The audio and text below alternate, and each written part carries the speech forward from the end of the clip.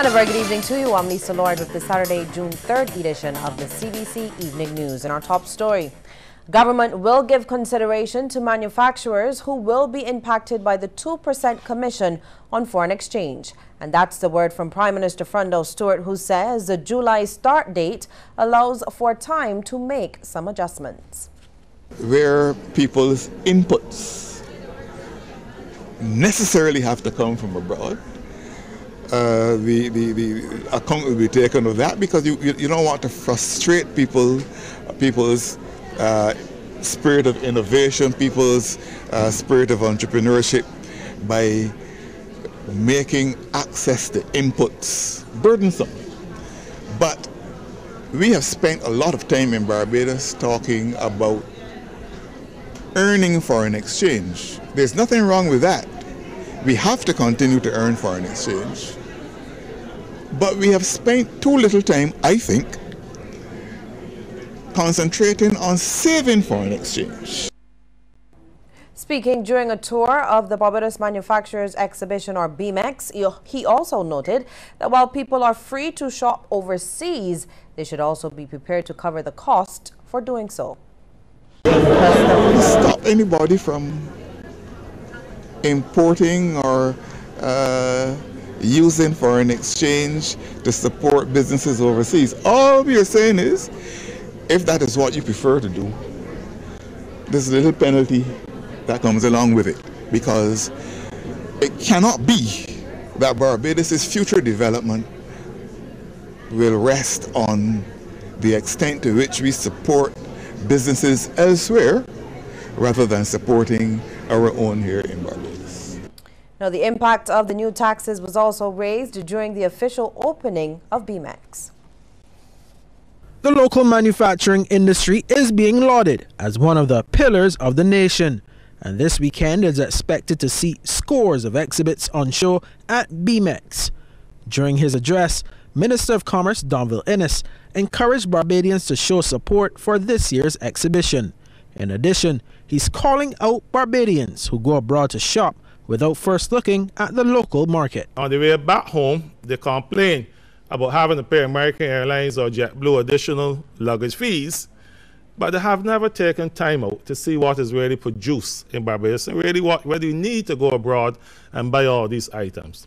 So I really hope that the budget, as delivered yesterday, would urge Barbadians to come out to BMEX this weekend and see what your fellow brothers and sisters are producing and give them support.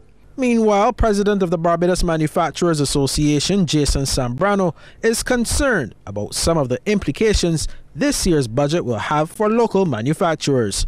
He says the rising gas prices, the 2% tax on foreign transactions, and the NSRL will all have serious effects on the local sector. With the tax measures being put in place, they're going to extract more money out of the economy, so it most probably will dampen demand and have a contractionary effect. It will also raise our costs of production, because not only do we have to charge it on to consumers when we at the end of our manufacturing process, when we're selling it on to the retail trade, but also we may have people who we do business with who sell products to us who will have to charge the NSRL. So then coming in, our operating costs will increase, and there's only so much obviously that we can absorb, and ultimately may have to be passed on to the consumer. However, Minister of Commerce Donville Innes is promising that the industry, which brings in over $500 million in foreign exchange, will not be neglected. He says during the 4-week window prior to the implementation of the budget measures, government will look at ways to ease the burden on manufacturers, but admitted that some damage cannot be controlled. Meanwhile, local manufacturers will get the opportunity to show why they deserve concessions from government, as they will be on show for locals as well as regional and international buyers under the theme Going Back to Basics. Ryan Broom, CBC News. A man was found dead lying in a pool of blood on a road in Haggett Hall last night. The discovery was made sometime around 8:25 as police responded to reports of the body of a man along Monroe Road. It reportedly bore gunshot wounds. The deceased has since been identified as 26-year-old Dash Valley resident Omar Ricardo Douglas. Police investigations are continuing into his death, and they're asking anyone who can provide any information to solve this case to contact the nearest police station. Well, the Barbados Revenue Authority employee charged with theft-related offences has been granted $2,000 bail with one surety.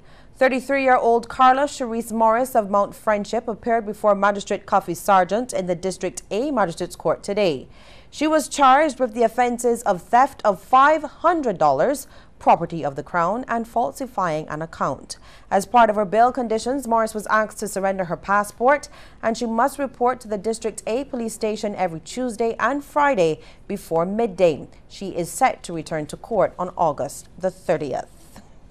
And in more news from the court, the 3 Christchurch men arrested and charged in connection with the shooting death of 19-year-old AJ Ricardo Smith have been remanded until Tuesday. The trio includes 28-year-old Shavar Theodore Ward of Hopewell Road, 29-year-old Lamar Diego Holder of Pegwell Boggs, and 31-year-old Andre Emerson Hassani Thompson of Chancery Lane. They appeared in the District A Magistrates Court as well before Magistrate Cuffy Sargent. Smith, formerly of Sayers Court, Christchurch, was discovered with a number of gunshot wounds sometime last week on the hard court opposite the St. Christopher Primary School. And stay with us, we'll have more news after the break.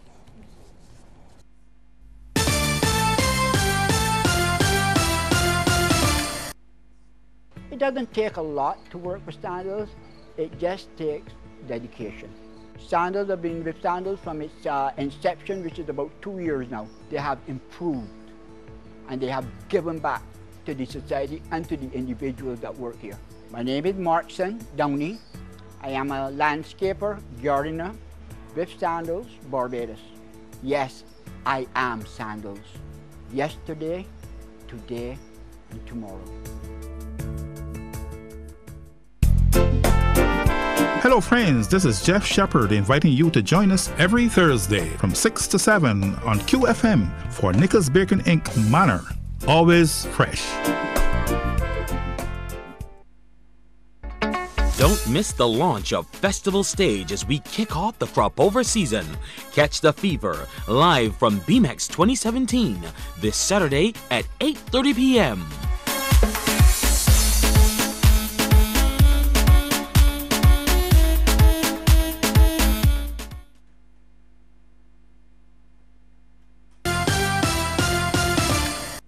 American Airlines is the preferred choice for 50% of the country's visitors from the United States every year.